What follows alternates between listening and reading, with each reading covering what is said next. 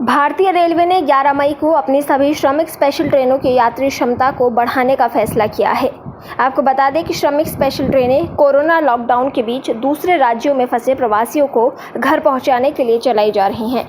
Rail मंत्रालय ने इसे लेकर अपने सभी जोन को एक आदेश जारी कर दिया। इसके अलावा रेल मंत्रालय ने राज्य सरकारों के अनुरोध पर दूसरे राज्य में जा रही ट्रेन के अंतिम स्टेशन के अलावा 3 और स्टॉपेज जोड़ने का आदेश जारी किया है।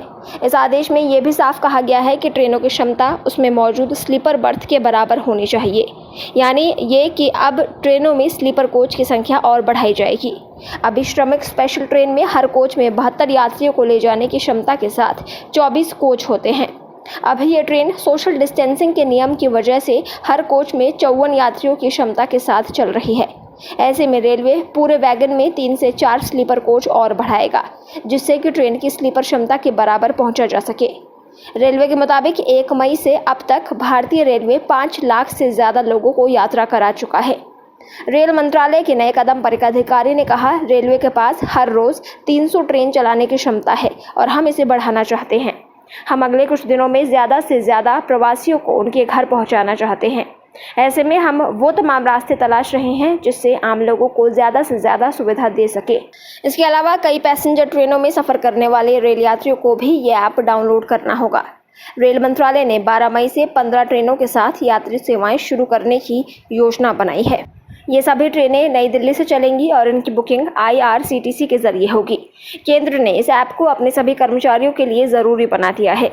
यात्रा करने से पहले रेल यात्रियों को इस ऐप के माध्यम से अपने स्टेटस की समीक्षा करनी होगी। इसके बाद रेल यात्री तभी यात्रा कर पाएंगे जब स्टेटस सेफ या लो रिस्क हो।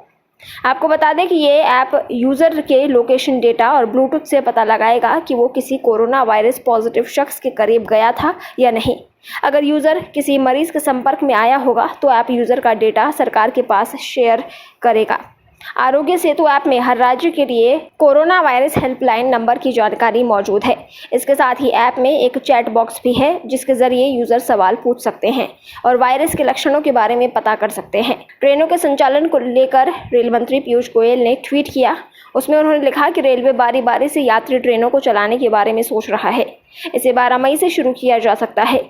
अभी शुरू में 15 जोड़ी स्पेशल ट्रेन चलाई जाएंगी। ये तमाम ट्रेनें नई दिल्ली से शुरू होंगी और देश के अलग अलग स्टेशनों तक जाएंगी।